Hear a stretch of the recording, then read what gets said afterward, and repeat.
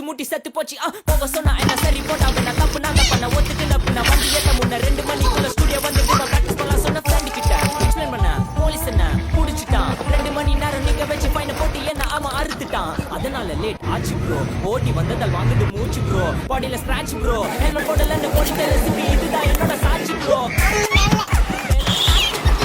Nunca, bro.